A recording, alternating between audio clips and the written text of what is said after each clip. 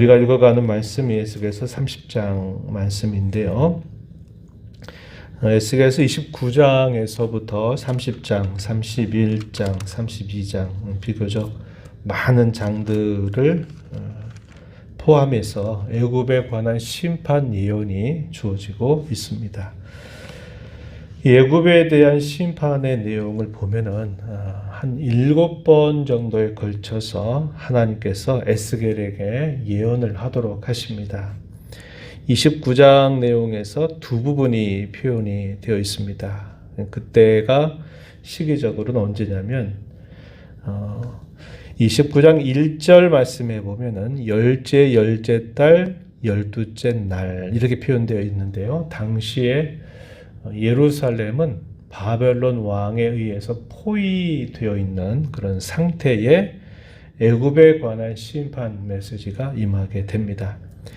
당시 마지막 왕이었던 이 시드기야나 같은 경우에도 애굽 나라를 끝까지 바라보고 의지하려고 하는 자세가 있었습니다. 그런데 하나님은 이미 예레미야를 통해서 애굽 나라를 의지하지도 말아라. 그리고 그 앞서서는 선지자 이사야를 통해서도 애굽 나라를 의지하는 것이다. 헛되다. 이런 말씀을 전달해 주시는데 실제적으로 마지막에 이르게 될 때까지 유다 나라는 이 애굽을 바라보게 돼요. 그럴 때 하나님께서 에스겔을 통해서 이 애굽 나라에 분명히 심판이 임한다. 그것이 애굽 나라가 결코 그들에게 도움이 되지 못한다. 이 애굽 나라를 도우려고 하는 모든 자들도 더불어서 패망하게 될 것이다. 라고 하는 이런 메시지를 전달하고 있습니다. 첫 번째, 두 번째 관한 말씀들이 주어지게 되는데 이 두 번째 애굽 나라에 임했던 이 메시지는 29장 17절 이하로부터 주어지는데 그때가 무려 포로로 끌려오게 된 지 제 27년이 되던 때다 이렇게 표현되어 있습니다. 이때 실제적으로 애굽 나라가 패망을 하게 되는 그런 사건이 발생하게 된 겁니다.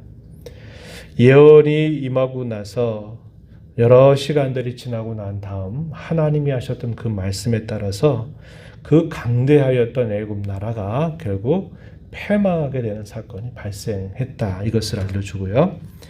오늘 우리가 읽어가는 이 30장에는 또 두 번에 걸친 예언의 말씀이 주어집니다. 1절에서부터 19절 말씀에서 애굽과 애굽을 돕는 모든 동맹국들마저 다 패망하게 될 것이다 라고 하는 메시지를 전달하고 네 번째 예언의 내용은 30장 20절에서부터 마지막 절까지입니다. 그때가 언제였느냐라고 설명해 주기를 20절 말씀 보면요. 11째의 첫째 달 7째 날이다 이렇게 표현되어 있습니다.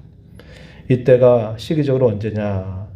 포위 공격 중이었던 상태였다고 볼 수 있어요. 그리고 나서 약 3개월 정도가 지나고 난 다음에 실제적으로 예루살렘은 완전히 패망하게 되는 겁니다. 포위가 되고 있는 중에 또 임한 계시였어요. 그런 상태에서 마저도 이 애굽 나라는 포위된 상태에서도 여전히 이 애굽을 바라보려는 태도를 가지고 있었던 겁니다. 그래서 당시 애굽의 왕이었던 이 바로에 대한 심판의 선언, 이 말씀이 20절에서부터 26절까지 표현됩니다. 그리고 이제 30장, 31장, 32장에 이어서 또 세 번에 걸친 애굽 나라에 대한 예언들이 계속 이어집니다. 그래서 무려 4장에 걸쳐서 이 애굽 나라에 대한 심판의 메시지를 계속 전달하고 있는 겁니다.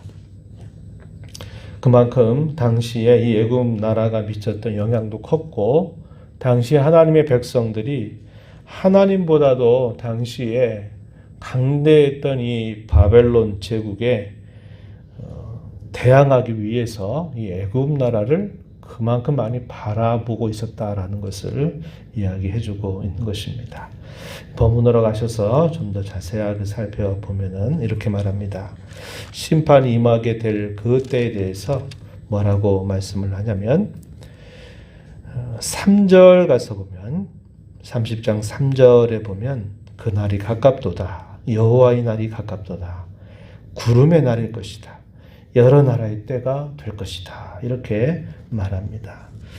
애굽 나라에 대한 심판이 가까이 찾아오고 있음을 이렇게 말하고 있고, 그때는 그들에게 통곡의 날이 될 것이고 슬픔의 날이 될 것이라고 이야기합니다.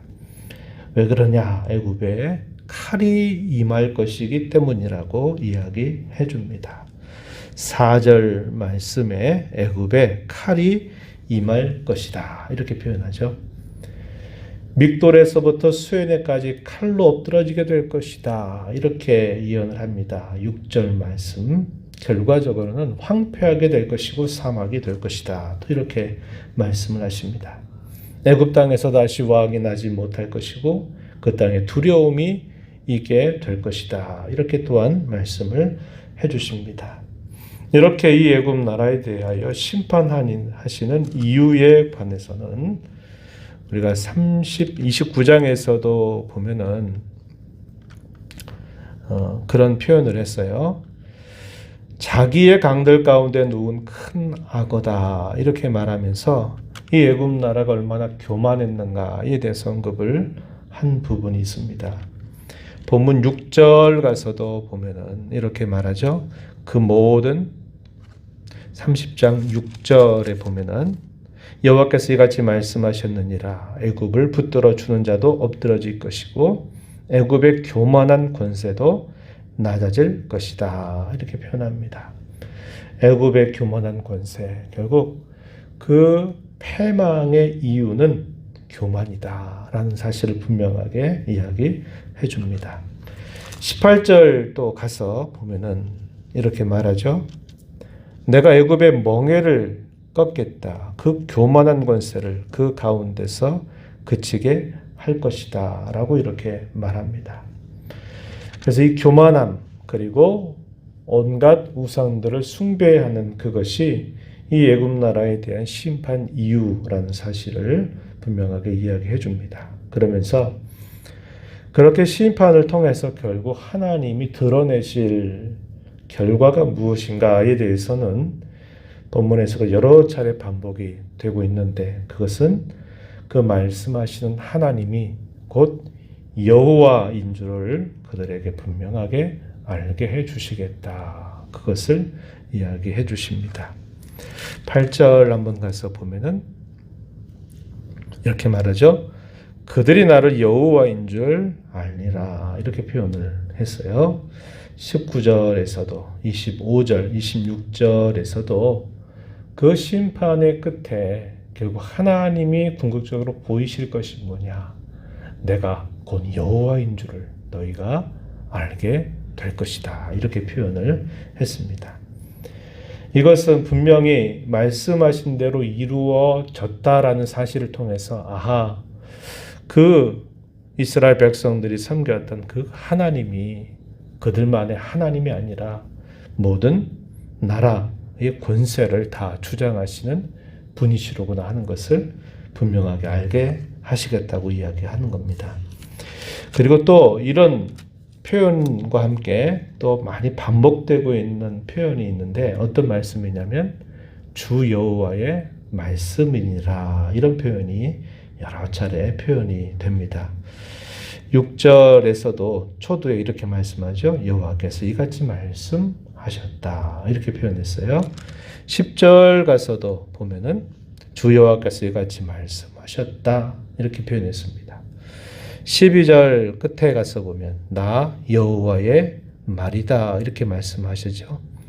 19절에서도 보면은 그렇게 표현을 합니다. 이같이 내가 애굽을 심판하니 내가 여호와인 줄 그들이 알게 될 것이다. 이런 표현들을 통해서 하나님은 어떤 분이시냐? 말씀하시는 분이다 라는 사실을 이야기해 주죠. 이것은 그 일이 이루어지기 전에 하나님이 말씀하시는 겁니다. 이것이 지금으로서는 아무런 상관이 없는 것처럼 보이고 이러한 이야기들이 하나도 이루어지지 않을 것처럼 보이는 허무맹랑한 이야기처럼 들릴 것이다. 그러나 내가 분명히 말한다. 그래서 이렇게 하나님의 말씀을 전달하게 하시는 겁니다. 그리고 시간이 흘러가죠. 시간이 흐르고 난 다음에 그 말씀했던 것이 허무맹랑한 이야기가 아니라 실제로 이것이 그대로 이루어진 날이 될 때, 이 말이 허무맹랑한 말이 아니라 실제로 진짜였구나.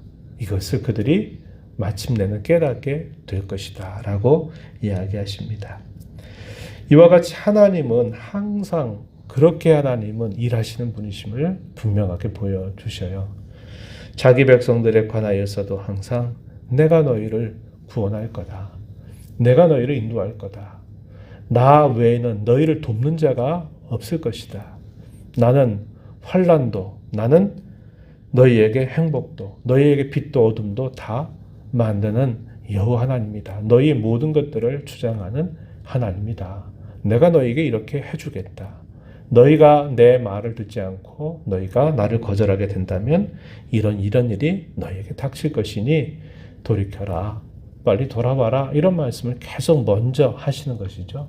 그리고 때가 되면 하나님이 그 일을 분명하게 이루시는 걸 통해서 하나님이 누구이신가를 자기 백성들에게 깨우쳐 주시는 일을 하시는 겁니다. 그와 마찬가지로 이방에 있는 여러 나라들, 이 이스라엘 중심으로 해서 지난번 말씀드렸듯이 이렇게 화살에 이렇게 시계 방향으로 해서 그 주변에 있는 나라들에 대한 심판의 메시지들이 계속 전달이 되는 것도 내가 너희에게 말한다. 허무맹랑한 이야기처럼 들릴지 모르지 그러나 내가 너희에게 말한다. 이렇게 하시고서는 나중에 때가 되면 실제로 내가 말한 대로 이렇게 이루어진 줄 너희가 알고 나는 말한 대로 반드시 실행하는 자임을 너희가 분명히 깨닫게 될 것이다. 이렇게 하나님은 일하고 계시다는 것을 보여줍니다. 여기서 비심판 가운데서 애굽 나라만이 아니라 애굽 나라를 돕는 모든 주변에 있는 모든 민족들도 그들을 돕는 일에 동참하게 된다면 그들도 함께 다 망하게 될 것이다 라고 말씀을 하십니다. 우리가 읽었던 6절 말씀에 애굽을 붙들어 주는 자도 함께 엎드러질 것이다 라고 이야기하고 있습니다. 8절에 가서 보면은 모든 돕는 자들도 다 함께 망하게 될 것이다 라고 말하면서 우리에게 낯선 여러 이름들이 등장하죠. 뭐 구스, 붓, 룻, 또 모든 섞인 백성, 국 이런 좀 생소한 여러 표현들이 계속 표현이 되고 있어요. 13절에서부터 19절에서도 이런 낯선 지명들이 쭉 표시가 되어 있는데 이것들은 다 그런 애국을 향해서 심판이 나타나게 낼 때 그 심판을 받게 될 구체적인 곳들을 다 언급을 하시면서 이것이 분명하게 곳곳마다 임하게 될 것이다 라고 말하는 겁니다. 우상을 숭배하고 있는 그런 모든 도시들에 대한 하나님의 무서운 심판이 임할 것을 말씀해 주시고 있는 겁니다. 그리고 이제 20절 가서 보게 되면은 또 하나의 네 번째 애굽에 관한 심판 메시지가 에스겔에게 주어지는데 그때가 제11년 첫째 달 7일이다 이렇게 표현되어 있습니다. 이때가 587년 4월 정도가 돼서 아까 말씀드렸던 것처럼 포위 상태에 있다가 견디지 못해서 여기서 3개월 정도가 더 지나게 되면서 실제로 유다가 완전히 패망하게 되는 그런 상황이 펼쳐지게 됩니다. 왜 이렇게 구체적인 시기를 하나님께서 말씀해 주시느냐? 여전히 지금 위기 가운데 있는 유다 백성들이 누구를 바라보는 거예요? 애굽을 바라보기 때문에 그래요. 너희 구원의 여망을 나에게 두지 않고 구원의 여망을 여전히 애굽을 바라보고 있지. 아직도 너희가 그러고 있지. 이런 말씀을 그들에게 깨우쳐 주면서 이 애굽 나라는 마치 갈대 지팡이와 같이 아무런 도움이 되지 못한다. 이렇게 분명하게 가르쳐주고 있는 것입니다. 여기 보면은 하나의 이야기가 등장하는데요. 이런 말씀을 하셨어요. 두 팔을 꺾어서 칼에 떨어뜨릴 것이다. 이런 말씀을 하십니다. 22절 보면은 성한 팔과 이미 꺾인 팔을 꺾어서 칼이 그 손에서 떨어지게 하겠다. 이런 말씀을 하시는데요.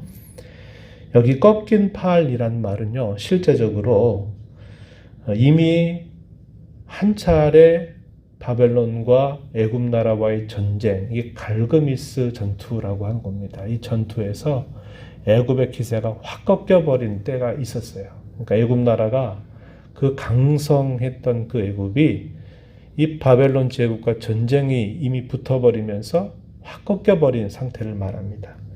아직도 완전히 꺾인 건 아니에요. 왜요? 지금도 유다 나라가 아직도 이 바벨론을 의지하고 있다는 거죠. 그런데 때가 되면 이 성한 팔조차도 하나님이 떨어뜨릴 거다. 이렇게 말씀하시면서 애굽 나라가 패망하게 될 것을 하나님 말씀을 하고 계시는 겁니다. 오늘 이 말씀을 보면서 우리는 하나님은 또다시 말씀하시는 대로 반드시 그 말씀을 이루시는 분이시다라는 사실을 우린 다시 한번 확인합니다. 우리가 믿음을 가지고 산다고 하는 건 그겁니다. 믿음은 바라는 것들의 실상, 보지 못하는 것들의 증거다. 히브리서 11장 1절에 그렇게 말하죠. 현실적으로는 안 나타날 것처럼 보이고 허무맹랑한 것처럼 보이고 안 이루어질 것처럼 보이지만은 반드시 그 말씀하신 하나님은 이루십니다. 성도가 믿음으로 산다는 것은 그걸 바라보고 오늘을 살아가는 데 있다는 것을 잘 가르쳐 줘요. 눈에 보이는 대로, 우리의 귀에 들리는 대로, 우리 마음의 감정에 드는 생각 따라서 우리는 섬겨가는 신앙이 아니라 눈에 보이지 않아도, 귀에 들리지 않아도, 상황이 아닌 것처럼 보여도 우리는 하나님이 하신 말씀을 믿고 그 말씀이 반드시 이루어진다는 것을 소망하면서 살아가는 사람들입니다. 이 공고하고 어려운 때이지만은 하나님의 귀하신 말씀이 이루어지고 있다. 역사하고 계시는 그 하나님을 바라보면서 하나님께 시선을 두고 믿음 생활 잘하는 저와 여러분이 되기를 바랍니다. 하나님이 미워하시는 일에 동참하는 모든 것들은 결국 다 아무런 도움이 되지 못한다는 것을 우리는 말씀을 통해서 확인합니다. 애굽에게 패망한다고 이야기했는데 애굽을 돕는다고 해보세요. 동맹국들이 일어나 보세요. 돕는 모든 자들도 함께 망할 것이다 라고 말씀을 하세요. 우리가 이 땅에 살면서 불의한 일, 옳지 않은 일에 동참하고 거기에 힘을 막 실어주는 것은 어리석고 미련한 일입니다. 우리가 남은 삶 속에서 어디에 마음을 두어야 될까요? 하나님 기뻐하시는 일, 하나님께서 옳다고 하시는데 우리의 힘을 보태서 살아가도록 우리의 삶을 이끌어 가야만 합니다. 이런 말씀들을 마음에 생각하시면서 언제나 믿음 가운데 우리가 해야 할 일, 동참해야 될 일이 어디 있는가를 잘 분별하면서 신앙걸음 잘 걸어가는 모두가 되기를 축복합니다. 하나님 아버지, 귀한 새벽 시간 또 저희들을 깨워주셔서 오늘도 말씀하시는 하나님 앞에서 또 말씀을 듣는 자로 저희들을 불러주셔서 감사합니다. 참 감염자들이 또 최다로 이렇게 확진되고 있는 이런 상황을 저희들이 지나고 있습니다. 언제 이런 상황들이 극복이 됐는지 참 난감하지만 그러나 이 모든 일들을 하나님이 주관하고 계심을 저희가 바라보면서 말씀하신 하나님, 우리에게 말씀하신 대로 이루실 것을 신뢰하면서 어느 때보다도 더 믿음을 점검해서 믿음으로 주님을 바라보며 섬겨 살아가는 저희 성도들 모두가 되게 해주시기를 바랍니다.